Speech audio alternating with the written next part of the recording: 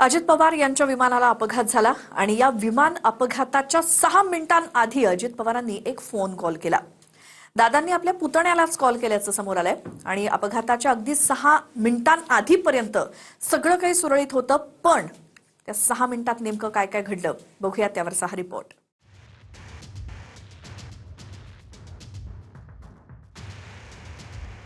दिगंबर दुर्गाडे गेले अनेक वर्ष माळी समाजाचा माणूस चेअरमन मी केलेला आहे. आम्ही पण सगळ्या जाती धर्माला बरोबर घेऊन जातो बाळा. हाच तो विमानातला अपघाताच्या अवघ्या 6 मिनिटांआधीचा अजितदादांचा कॉल. अपघाताच्या 6 मिनिटांच्या आधीपर्यंत अजितदादांना पुसटशीही कल्पना नसेल की 6 मिनिटांनी विमान क्रॅश होणार आहे. 28 जानेवारीला बारामतीत सकाळी 8:44 विमान कोसळलं. त्याआधी ठीक 8:37 म्हणजेच 6 मिनिटांआधी अजित पवारांनी आपल्या पुतण्या श्रीजित पवारांना फोन केला, ज्यात जिल्हा परिषदेत ओबीसीतून माळी समाजाला उमेदवारीवरून चर्चा झाली.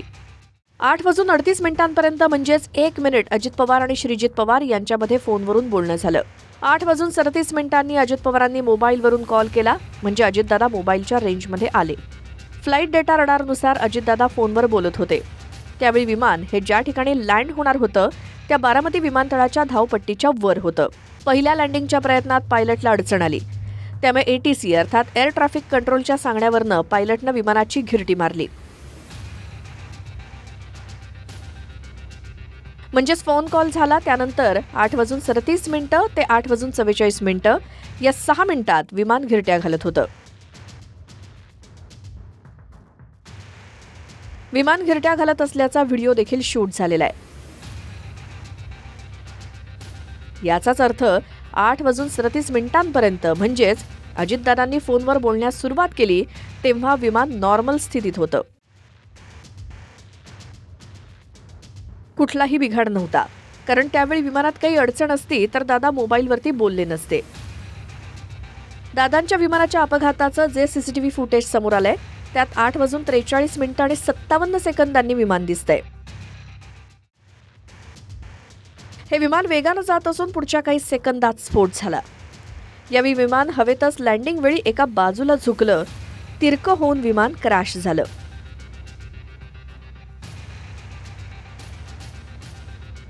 विमान क्रॅश झालं तेव्हाची वेळ 8:44 आणि 3 सेकंद इतकी आहे. याचाच अर्थ मोबाईलवरती मिनिटभराचं बोलणं झालं तेव्हापासून म्हणजेच 8:38 ते 8:44 या 6 मिनिटात अपघाताची कुठलीही कल्पना नव्हती. त्यातही विमान तिरकं होऊन ते कोसळून स्फोट होण्याचा कालावधी हा फक्त 3 सेकंदांचा आहे.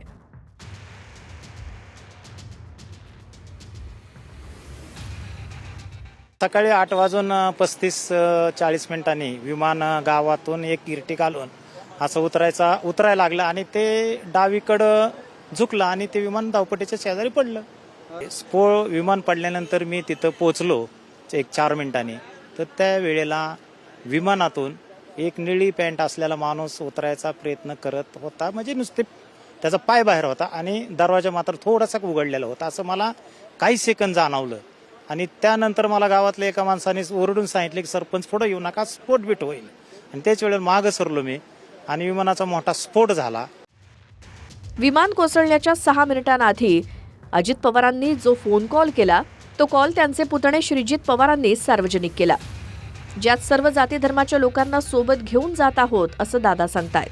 माझं अधुरं ज्ञान होतं ऍक्च्युअल, की मला असं वाटलेलं की आपण ओबीसी मधला माळी समाज हा देऊ शकलो नाही, म्हणून मी तो मेसेज केला की दादा आपण एक माळी समाजाला संधी देऊया.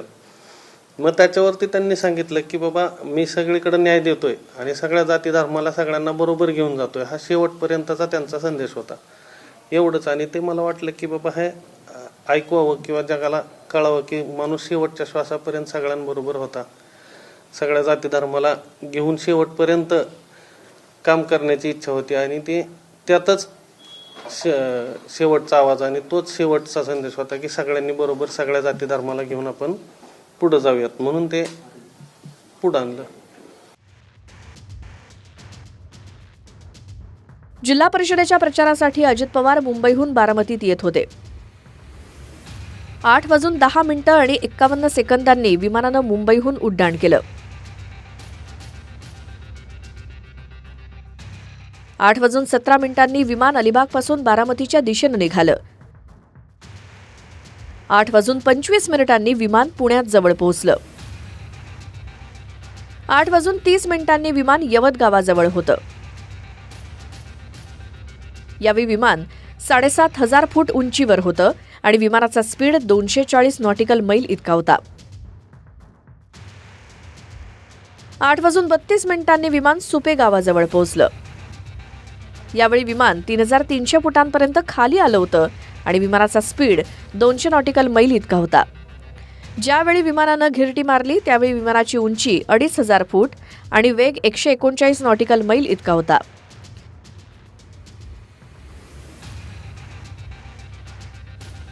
विमान रडारवरनं गायब झालं त्यावेळी उंची आणि वेग वाढल्याचं दिसतंय. विमान जमिनीपासून 2,800 फूट उंच आणि 220 नॉटिकल मैलचा वेग असताना रडारवरून गायब झालं.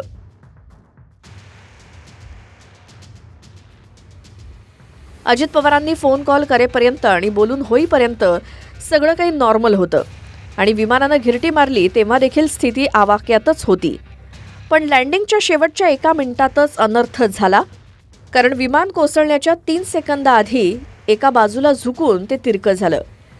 त्यामुळे अचानक तांत्रिक बिघाड झाला का की नियंत्रण सुटण्याचं काही वेगळं कारण आहे हे ब्लॅक बॉक्समधल्या माहितीतनं समोर येईल. Bureau report TV9 Marathi.